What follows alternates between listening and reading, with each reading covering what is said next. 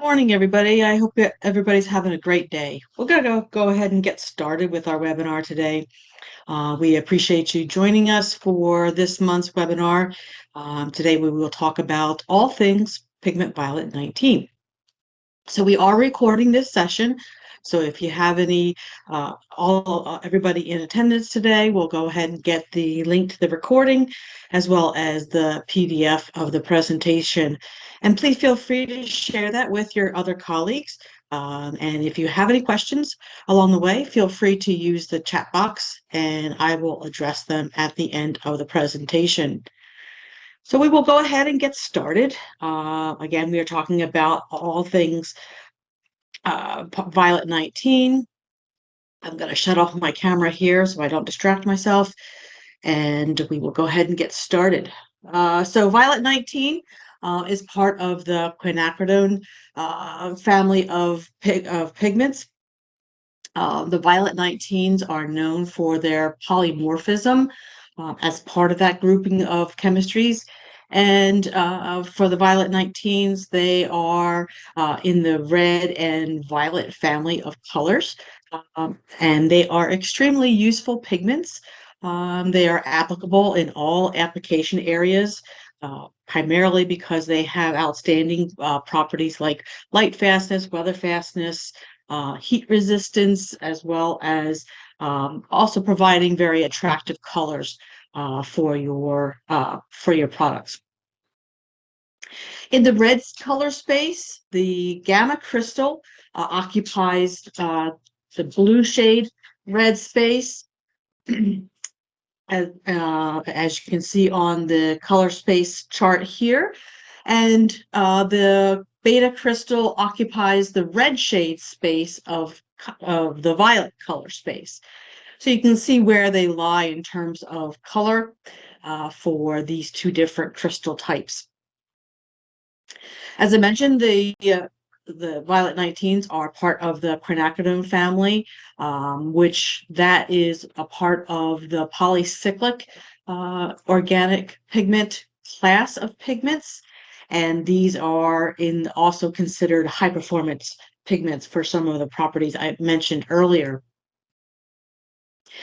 So the polycyclic high performance pigments are very important. There are smaller grouping in terms of volume in the industries. However, they pose some excellent options for your color and performance needs. They are the chromophore is embedded within the structural frame of the crystals. And here you can see what the crystal structure of the Violet 19 looks like in here. As I mentioned, it's a smaller class of the world's organic pigment volume. And primarily, they bring a high value in use to your formulations.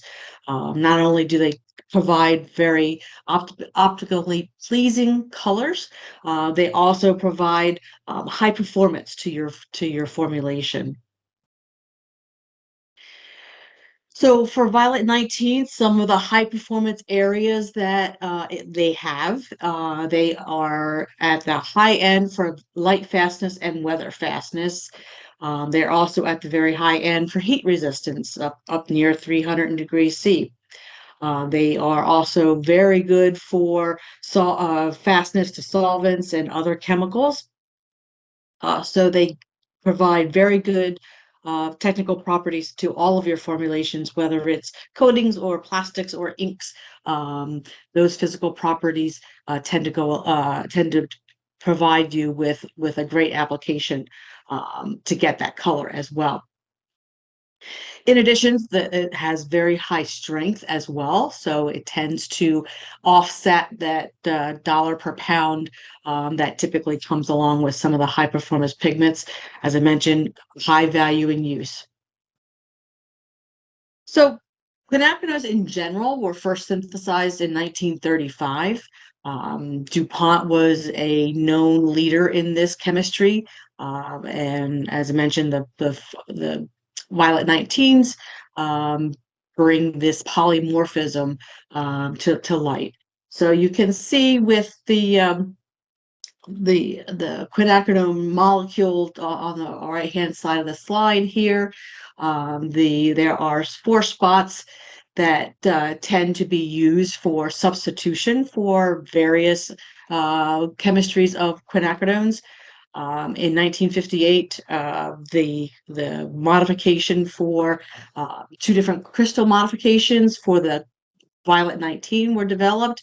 And you'll hear the term unsubstituted quinacridone, which is what the Violet 19 is. Unsubstituted means that those 4 spots on the crystal frame are not substituted by another entity. They remain just the H value, the hydrogen value on those areas. So that's where the term unsubstituted comes into play.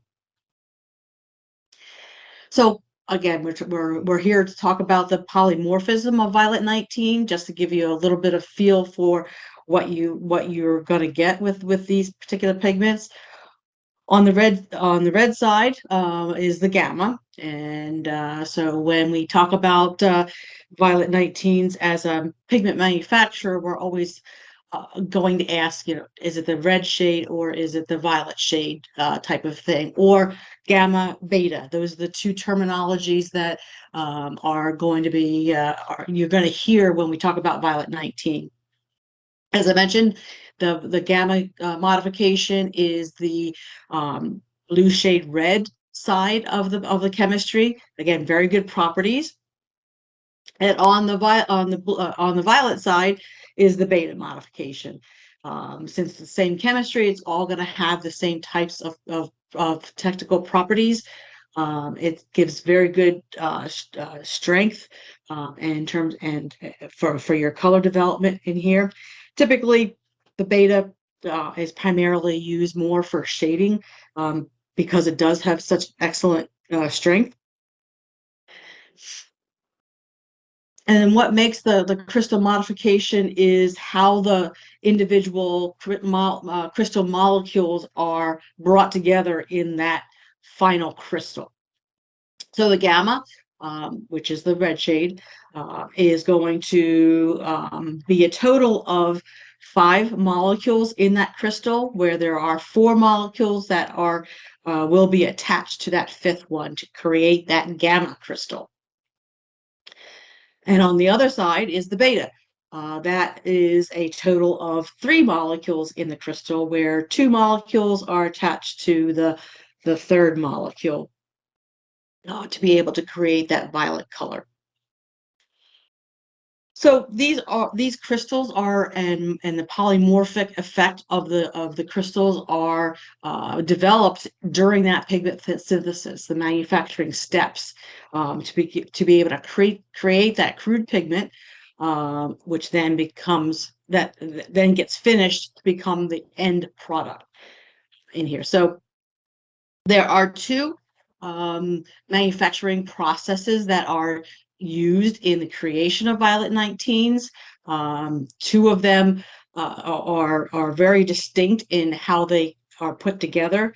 And in that case, they also develop different sets of properties depending on which process it was originated from. So the first one is termed thermal or a solvent process. This was the original process developed by DuPont when the chemistry was originally initiated and commercialized. The second one is termed the polyphosphoric acid process, or PPA process. Is probably something you've heard in the past before. This is a much more widely used process for a number of different reasons that I'll show you in a few slides. This is something that Sudarshan also uses for our Violet 19 products. Each of these processes do differ significantly, but they do share the same starting raw material, the DMSS. So a little more details for each of the process, so you can get a better understanding of the difference and what one does for the other. The first one, as far as the thermal process is concerned, the first 3 steps are key into creating that crystal. In the thermal process, it is the second step is key, where there's a condensation with primary aromatic amines before that cyclization happens. The key, as the name implies, it's a very high temperature process. Temperatures can be in the 250 to 300 degrees C range to be able to kick off this type of synthesis. And it also requires a very high solvent demand. So needless to say, this is not a process that is of interest in today's world. If you were building something new, maybe not so much in this area, because it does demand a high energy load and a high solvent demand that requires a high level of recycle. When we compare that to the PPA process, that second step in this case is acid catalyze the PPA in that one pot process. Here, the temperatures are much more mild, 120 to 140 degrees C are typical ranges for this particular process. And the other difference is when the after the cyclization is complete, the material is then drowned, and that solvent of choice is tied to the particular product. And in this particular case, for the PPA process, to create that gamma crystal, the drowning process uses water followed by a polar solvent to get that final pigmentation step. The beta violet 19 is created using a solvent in the drowning process, followed by a similar polar solvent for that pigmentation step.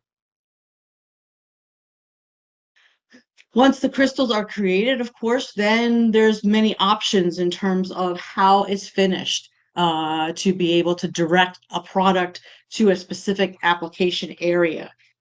So options include additives and certain surface treatments once that crystal is created in the synthesis reactor. That can be, a variety of areas depending on the particular end application. Once that's complete, then there's a variety of mechanical finishing steps that are of options to be able to do it. What types of dryer is selected for that particular product? That will determine how hard the actual pigment agglomerate will be based on which type of dryer process is selected. Then additional milling can be chosen if required for that particular one. Here, particle size, average particle size, and the distribution of those particle sizes can be adjusted in this type of mechanical step. Once all of the lots are completed, or all the batches are completed, I'm sorry, they are then combined to create a lot of pigment in the blender. It's at this point in time where there are additional options for other additives to be added depending on the product that you're trying to create for that application. So many different options in terms of finishing, both on the chemical side with surface treatments and additives, as well as the mechanical area to be able to create that final product. And you've heard me say this many times during these webinars, that the pigment itself is only valuable to you if it performs in the right manner for your needs. It's not going to work well if it's not valuable to you if it doesn't do what you need it to do. And every market segment is unique. And then within each market segment, there's also a number of subsegments that are also potentially pretty unique that require something specific for that one to work as well as you would like it to be. So we really want to be able to match up the product with your needs, and that's where I come in to make sure that you get the right product for your application. And so we talk about the balance when selecting a pigment for your application area. In this particular case, since we're talking about Violet 19s, we want to make sure that we're choosing the right polymorphic structure or the right color in this particular case. Once that's done, then it's really what kind of performance are you looking for, so that we can and we can then also understand how the different pigment finishing steps impact that performance in each of those areas. So that's the balance that comes into play when matching up a physical pigment product to your application. Excuse me. So talking about when you're formulating a color or choosing a product to bring into your toolbox, one area that is very useful is taking a look at a TDS. For those of you who have heard some of my webinars in the past, the heat stability on a TDS is probably my biggest pet peeve when it comes to making sure that the right information is portrayed. And this is a good time as any to reiterate some of the things that you might hear in other avenues. Is take a look at the fine print. In this particular case, we have 3 gamma products that are created for plastics, coatings, and inks. And they're all the gamma shade Violet 19 chemistry. So they're all going to behave very similarly in every application. So in this particular case, if you look at the heat stability, they're all looking like 3 different products in terms of that particular property. On the plastic side, it's 300 degrees C. On the coatings TDS, it's 200 degrees C. And on the ink TDS, it's 180 degrees C. And this is the key point here. If you look at the very fine print at the bottom of the pages, you'll see that this is really dictated by the formulation that the pigment is put into for that particular property. So on the coating side, the formulation that the Violet 19 is in, it can only go up to 200 degrees C. So that's why the product itself gets a 200 degrees C heat stability, when in fact it is higher as a pigment itself. So it's always make sure to understand that for this particular property, it's not the chemistry of the pigment, but the formulation that the chemistry is in that dictates what that temperature would be. So once you've decided on what pigment product you would like to get, then you need to disperse it. And there are many different dispersion processes that are used in the industry, in all industries. Coatings and inks tend to be, on the liquid side, tend to be probably the more difficult in terms of a lot of steps in that process. So ultimately, what we like to do is take the pigment that you get in the bag, which is very lumpy and has some looser agglomerates. We need to get that to its finest particle size that it can with your formulation and your dispersion process. And then once it's there, it needs to be stabilized so that it doesn't come back together again and you lose all of that energy and value that you've put into it because it's not stable. So ultimately, we want to move the pigment from that first quadrant to that 4th quadrant. And from a liquid ink or coatings formulation, typically dispersions are used to help improve that dispersion efficiency of the formulation as well as the process. So a typical way to start the formulation is using the surface area, divide that by 4, and that's going to give you a place to start of the amount of the active ingredient on the weight percent of the pigment. So what I have here in the chart is, since we're talking about Violet 19s, brought together a number of Violet 19s, both on the gamma side as well as the beta side, in all different application areas. And you can see some of the surface areas that are here. Again, all the way from almost 60 for the plastics application product, all the way up to nearly 82 for a particular coatings product that was developed. But on average, they are about 69 on average, so with a fairly tight window in there.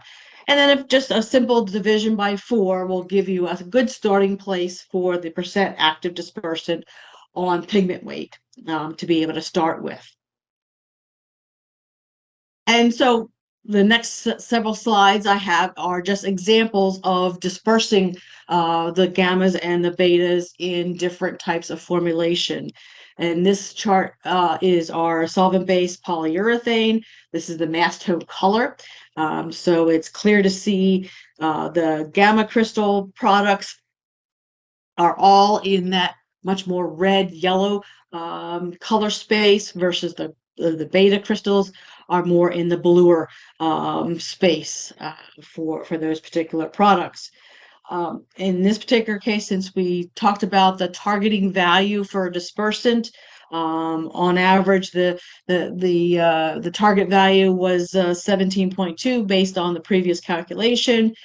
This particular formulation that we are using, this formulation gives us nearly 19% as a number to use. So pretty close to that target area for this particular type of formulation. Once we move over to the tint tone area in this same formulation, the same structure as far as relationship and color is still there. The only difference here is that the products become a little bit closer together in that color space, showing that there's not as much difference in terms of the color space for a tint tone color formulation as it is in the mass tone. In a water-based decorative formulation, again, same idea as far as the color space and where the two crystals occupy. Difference here, you'll note at the bottom there, in this particular case, the actual dispersant level for this formulation is much lower than the target area for this one. So that's why when I make recommendations with our customers, I want to make sure that when you do this, if you use this type of target formulation, you ladder up and you ladder down for your to be able to find that more ideal place for all properties for your formulation. And then same idea with the tint tone type formulation. Same spaces are achieved. However, the closeness between the individual products becomes a little tighter. And lastly, in a water-based polyurethane formulation, same idea here. The thing to take note here is the formulation that we're using is very much higher than the targeted targeted starting point for this particular type of formulation. So looking higher, looking lower than the target aspect of it is the way to go, because each dispersant chemistry is going to behave differently. And so it's going to require something unique for that particular formulation. And then the tint tone, same story applies here. In powder coating, it's a little bit more simpler of a formulation. So from a dispersion perspective, it's more like a plastic than a liquid coating in here, but the same applies as far as the color space that the gamma and the beta crystals maintain. This is the mass tone, and then of course the same idea for the tint tone as well. Now, in terms of how do these different types of crystals impact in the performance area, so there's two things to look at. We've got to look at the chemistry. In this case, it's basically the same chemistry. It's just how those crystals are put together that makes that chemistry more unique. And then, of course, the finishing steps that go along with it. So this particular slide shows the Violet 19s in a powder coating formulation, and the property that we're evaluating is pellet flow. So how well does it flow once it's applied to the substrate? And here you're looking for good flow will give you a smoother finish in terms of texture on there. So in terms of different color spaces, we've got our tint tone, very pastel type of difference. Here we don't see any difference between the crystal modifications. Once we get a little higher in terms of the organic, in the 50-50, this is kind of what we call a deep tint tone. We start to see the gamma crystal having a better flow than the beta crystal. And then in the mass tone, we start to see, we also see the same thing, although not as great as in that deep tint tone. So looking at these types of things, these are types of areas to consider when choosing a product for your application. Going back to that water-based polyurethane formulation that we looked at from a color perspective, here we're taking a look at the crystal impact on viscosity or the rheology in this particular system. And what we see is the beta crystals don't impact the rheology of this particular formulation at all. So we can see a slight rise in there, but it's pretty steady all the way through. Whereas the gamma crystals, they all have a higher viscosity with respect in that low shear area. And then the finishing techniques that are used within each one of them, then you can start to see where those different techniques that are used can impact the total formula, the total rheology package that you would expect to see. Another area that to consider is something that a lot of people will have to work with in their careers, is matching color from one application area to another.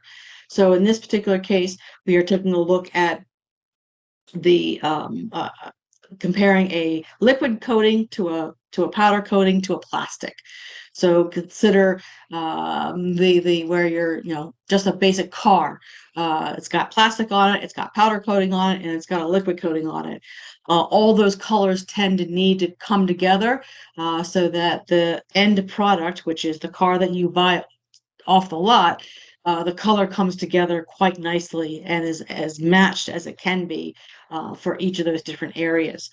So what we did here is we took one product, which happens to be a gamma crystal that was created for a plastic formulation, and we put it into each of these application areas and see how the color gets developed in those particular formulations, as well as those particular dispersion processes. And what we can see is it's a gamma crystal, so we want to develop the redness, and we also want to develop the yellowness for that particular color index pigment. And what we see here is the powder coating formulation really does a good job of developing that redness over the other two application areas. With the plastic area, not as precise in developing this area. The other thing to consider is in what easily these are dispersed and how much value you get out of that particular pigment. And that is from the bubble size that you see here on here. So we're taking a look at the tint tone area. So a measure of strength is achieved by taking a look at the L value. And in this case, the powder coating formulation is a much lower L value, signifying it's got a higher strength over the other two application areas. So needless to say, is you're getting more value out of that pigment itself in that formulation. But these are things to consider when you have to bring three different application areas together on one end product and be able to match color. So in plastic area, As far as dispersibility is concerned, we've always used the filter pressure value as a measure of how easily dispersible the pigment in particular is. So in this particular case, we're taking a look at 4 different types of gamma crystals from all three application areas, and just comparing them in terms of how well they disperse in this particular polymer. So the filter pressure value is one area. So we see some range from 5 all the way up to 11 in terms of the bars per gram of pigment that was developed through this test. It's interesting to note that the one that's developed for plastics is very similar in its response to this property in terms of one that was developed for our inkjet application area. And then the 2 coatings ones are at an elevated state. I've got the red on the impact area primarily because typically the FPV value is one that's used to determine if the product is suitable for a fiber application. And in this case, the Violet 19 chemistry is not a good candidate for fiber applications just because it doesn't disperse as well. In other areas, so we talked about with the TVSs of heat stability, and we also talked about the finishing techniques. Those finishing techniques can alter the properties somewhat off of the base chemistry, and this is an example of such a thing. So with the Violet 19, these same 4 gamma crystals in terms of the heat stability. So there are 2 of the 4, one's the plastics, of course, and one's a coatings one, has that high 300-degree heat stability in there. The other coatings and the other ink ones, the finishing techniques that were done on these particular crystals will tend to lower the heat stability, although still very good, it still will lower the heat stability. Other properties are not impacted at all by the finishing technique. In this particular chemistry, warpage and migration are all very good for all of these products. Color development. So we saw some liquid and powder developments for the color development. Same is true here. As I mentioned, the gamma crystals want to develop the most red and the most yellow in terms of its full color development. And in this particular case, we see in this formulation that the plastics formulation plastics grade develops the most color for this particular chemistry. So in terms of the products that Sudarshan has to offer in each of these application areas, we have a number of the gamma, the red shade version in our portfolio to be able to support coatings, plastics, and inks for all of your needs. Again, my job is to make sure that you have the right product for your application. So we may cross application areas to make sure that we get the right need for your application. And on the beta side, we have several products as well for both coatings and plastics. Inks area, this shade is not necessarily something that is popular in this area, so that's why you don't see products in that space. But it's not to say that it can't be used. So we'd like to thank you for participating in our webinar today. We are happy to help. You can reach out to any one of us on the team with any questions or needs that you might have. We'd be happy to assist you.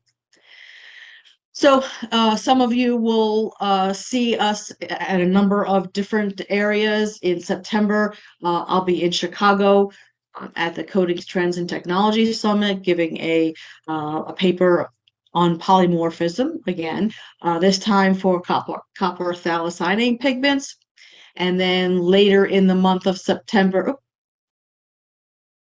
September, I will be in Columbus at the RETEC show, giving a paper on the laked organic pigment red 1, 2, 3s, and 4s and their impact on plastics. So hopefully we will see you there at those events.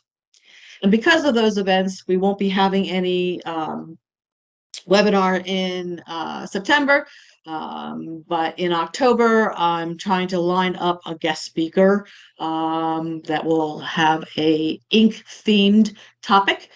So that will be in October for on Halloween.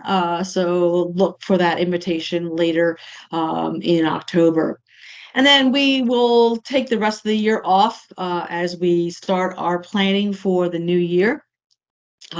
November, December tends to be rough months for not only holidays, but everybody trying to wrap up their year-end activities. So we want to be able to give you some time to do that. As well, we will be working on our lineup for the new year. So we will I'll be sending out a little bit of a survey here to help us to determine what that will look like. And so we would just be very grateful if you could help us out in that area. So take a look for that Survey Monkey coming in a couple of weeks. At this point, I'd like to open up to any questions that you might have, and we can take it from there.